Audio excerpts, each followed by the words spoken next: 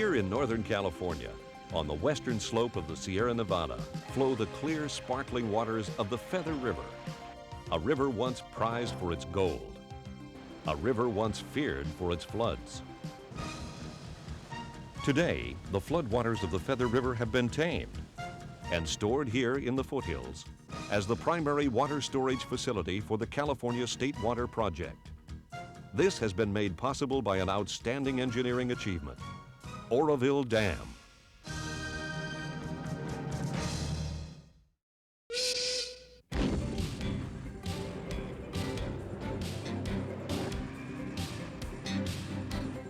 At the dam site, work began on the first of 2 tunnels, which would divert the river during dam construction. Part of the river channel was closed off. This allowed crews to expose the bedrock on which the dam's concrete core block would be built.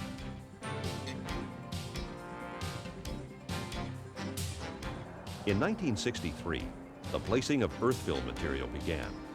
The contractor, Oro Dam Constructors, modified an abandoned railroad to move the earthfill material 12 miles from a gold dredge tailing area to the dam site. A huge bucket wheel excavator scooped up rock and gravel at the rate of more than 3,500 cubic yards per hour.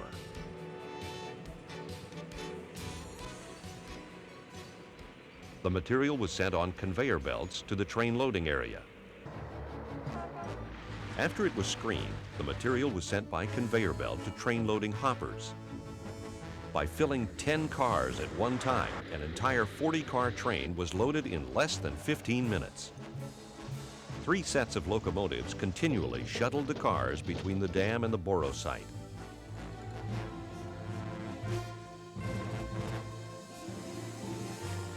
At the unloading area, the cars were dumped automatically without needing to be uncoupled.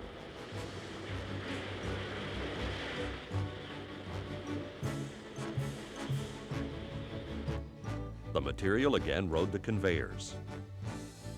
The impervious clay going right to the dam, and the coarser material going to a mixing and temporary stockpiling area.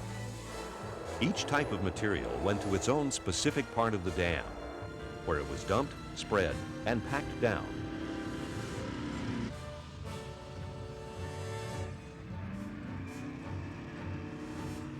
Inspectors monitored the operation constantly to maintain quality control. In 1964, the second diversion tunnel was completed.